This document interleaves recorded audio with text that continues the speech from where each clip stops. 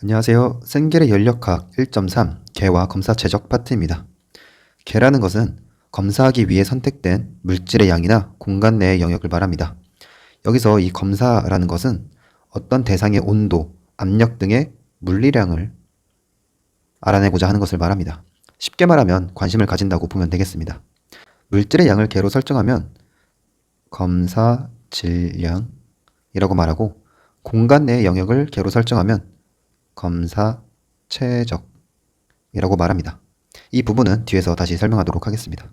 다음으로 주의는 말 그대로 개 밖에 있는 질량이나 영역을 말합니다. 우리가 관심을 가지고 있는 대상이 개라고 했었죠. 이 관심받기 대상을 주의라고 보면 되겠습니다. 그래서 이 개를 먼저 우리가 설정을 하면 나머지 부분이 전부 주의가 되는 것입니다. 그리고 이 경계는 개와 주의를 분리하는 실제 표면 또는 가상 표면을 말합니다. 이 개와 주의 사이를 구분하는 것이 경계가 되는 거죠. 이 경계는 얼마든지 임의로 잡을 수가 있는 거기 때문에 그에 따라서 개도 다르게 설정될 수 있습니다. 특히 경계는 꼭 고정될 필요는 없으며 고정될 수도 있고 이동할 수도 있습니다. 이 개는 질량이 출입할 수 있는지 에너지가 출입할 수 있는지에 따라서 구분하여 표현하는데, 각각 고립계, 밀폐계, 개방계로 구분하여 말합니다. 각각 하나씩 살펴보도록 하겠습니다. 고립계는 질량이 출입할 수 없고 에너지도 출입할 수 없는 개를 말합니다. 쉽게 말하면 아무것도 통과할 수 없는 개를 말합니다.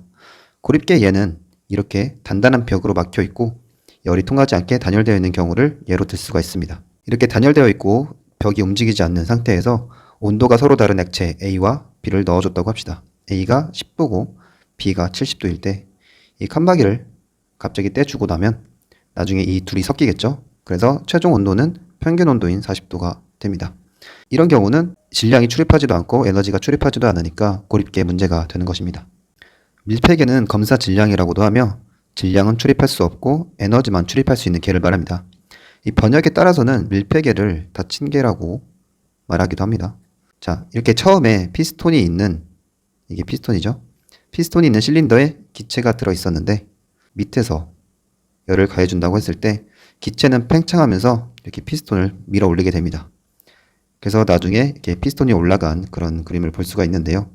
이때 질량은 출입하지 않았지만 에너지는 열과 1이라는 형태로 출입한 것을 알 수가 있습니다.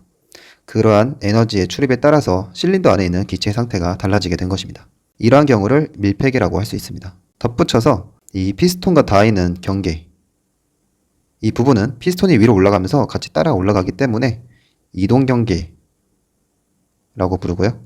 이 나머지 실린더와 일치하는 그런 영역을 고정 경계라고 부릅니다. 개방계는 검사 최적이라고도 하며 질량과 에너지가 모두 출입할 수 있는 계를 말합니다. 번역에 따라 개방계도 열린 계라고 부르기도 합니다. 이 검사 최적의 경계면은 검사면이라고 따로 부르는데요. 이렇게 노즐이 있고 노즐의 내부를 검사 최적으로 설정했을 때 실제 노즐 벽과 일치하는 경계를 실제 경계, 여기도 실제 경계라고 부르고요. 이 질량이 출입하는 이쪽 경계는 실제로는 열려있는 표면이기 때문에 가상 경계가 됩니다. 다음으로 피스톤이 있는 실린더에 이렇게 기체가 들어오는 경우를 통해서 경계를 같이 구분해 볼까요? 피스톤이 움직이는 쪽의 경계는 이동 경계가 되고 실린더의 나머지 부분은 고정 경계입니다. 그렇다면 이렇게 기체가 들어오는 통로는 어떨까요? 이 부분도 마찬가지로 경계가 움직일 필요는 없으니까 고정 경계가 됩니다. 그런데 한편으로 이 실린더 벽 부분은 전부 실제 있는 벽이기 때문에 실제 경계가 되는 거고,